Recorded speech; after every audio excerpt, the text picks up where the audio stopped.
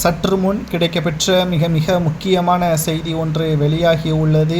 பன்னீர்செல்வத்தை திமுகவில் இணைப்பதற்கு 4 நபர்களை தூது அனுப்பியிருக்கிறார் முதல்வர் ஸ்டாலின் அவர்கள். பன்னீர்செல்வம் என்ன பதிலை கூறியுள்ளார் என்பதை இந்த வீடியோவில் முழுமையாக நாம் பார்க்க போகிறோம். குறிப்பாக அதிமுகவில் முன்னாள் அமைச்சர்கள்தான் திமுகவில் தற்பொழுது அமைச்சராக 4 நபர்களுக்கு மேல் இருக்கிறார்கள் என்பதில் எந்த ஒரு மாற்று கருத்தும் கிடையாது. அதிமுகவில் உண்மையும் உழைப்பும் இருந்தால் எப்பொழுதும் உயர் பதவி உண்டு. ஆனால் திமுகவில் கொத்தடிமையாக இருந்தால் மட்டும்தான் குடும்ப வாரிசின் அடிப்படையில் பொறுப்புகள் வழங்கப்படுவதும் உரிமை உள்ள அனைவருக்கும் இது நன்றாகவே தெரியும்.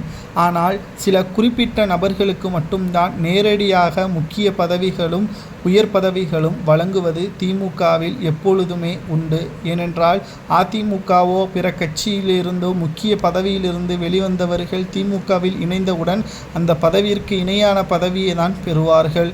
அதேபோல்தான் செந்தில் பாலாஜியும் போக்குவரத்து துறை அமைச்சராக செயல்பட்டு கட்சியிலிருந்து விலகி திமுகவில் இணைந்தவுடன் இடைத்தேர்தல், அதற்கு பிறகு சட்டசபை தேர்தலில் போட்டியிட்டு மின்சாரம் மற்றும் மதுவிலக்கு இந்த 2 பதவியும் கஜானா பதவி என்றே கூறலாம். ஸ்டாலின் அவர்கள் தனது கட்சிக்கு இருப்பவர்களை நம்பாமல் செந்தில் பாலாஜியை நம்பியதும் மிக முக்கியமான காரணம். பல்வேறு காரணங்களை நாம் கூறலாம். ஆனால் இப்பொழுது செந்தில் பாலாஜியை போல் ஓபிஎஸ்ஐயும் தனது கட்சியில் இணைத்து கொண்டால் வருகின்ற சட்டசபை தேர்தலில் ஓபிஎஸ்ஐ போட்டியிட வைத்து அதே தேனி தொகுதியில் போட்டியிட வைத்து நிதியமைச்சராக கூட மீண்டும் ஓபிஎஸ்ஸிற்கு நாங்கள் வாய்ப்பை கொடுப்போம் என்பதற்கேற்ப தூது அனுப்பியிருக்கிறார்கள் திமுகவின் தலைவர் ஸ்டாலின் அவர்கள்.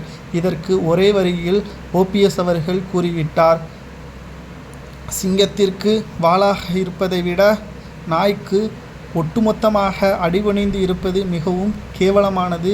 நான் கட்சியிலிருந்து நீக்கப்பட்டதாக வழக்கு நீதிமன்றத்தில் நடந்து கொண்டிருந்தாலும் நான் அதிமுக காரன் என்பதை பெருமையோடு கூறுவேன். ஆனால் ஒருபோதும் எதிரியான திமுகவிற்கு அடிபணிய மாட்டேன், கட்சியில் இணைய மாட்டேன் என்பதை ஒரு வரியாக கூறிவிட்டார்.